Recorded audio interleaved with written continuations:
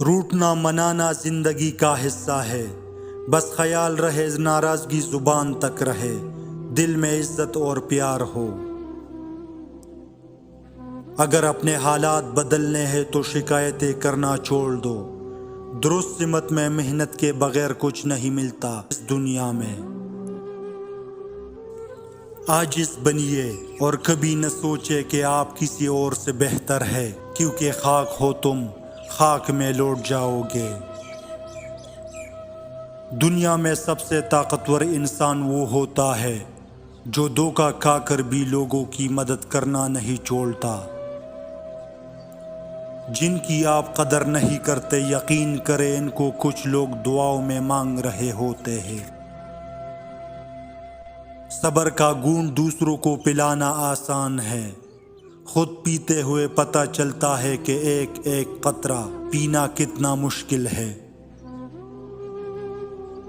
جیب میں وزن ہو تو بعد میں بھی وزن آ جاتا ہے، یہی دنیا کی حقیقت ہے۔ کسی کی نظر میں اچھے تھے، کسی کی نظر میں برے تھے، حقیقت میں جو جیسا تھا ہم اس کی نظر میں ویسے تھے۔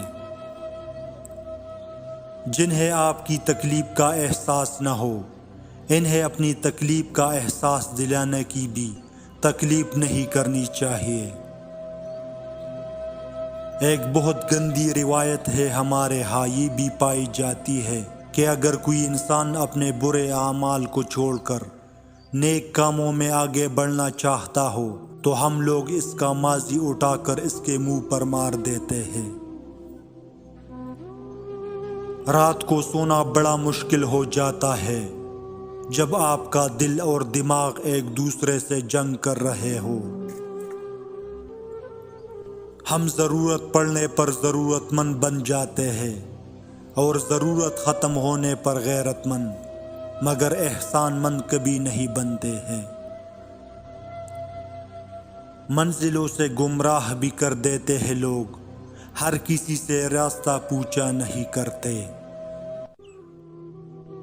خاموشی کو بولنے پر اس لیے فوقیت حاصل ہے کہ بولنا جسم کا عمل ہے اور خاموشی روح کا عمل۔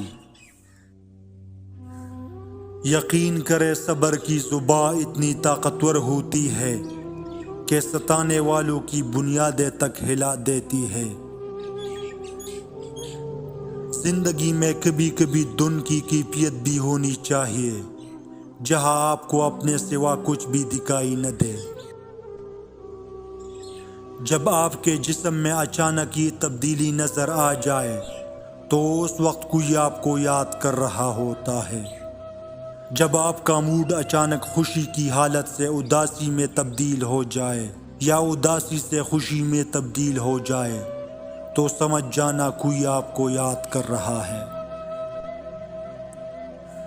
زندگی بدلنے کے لیے لڑنا پڑتا ہے اور آسان کرنے کے لیے سمجھنا پڑتا ہے۔ وقت آپ کا ہے، چاہو تو سونا بنا لو اور چاہو تو سونے میں گزار دو۔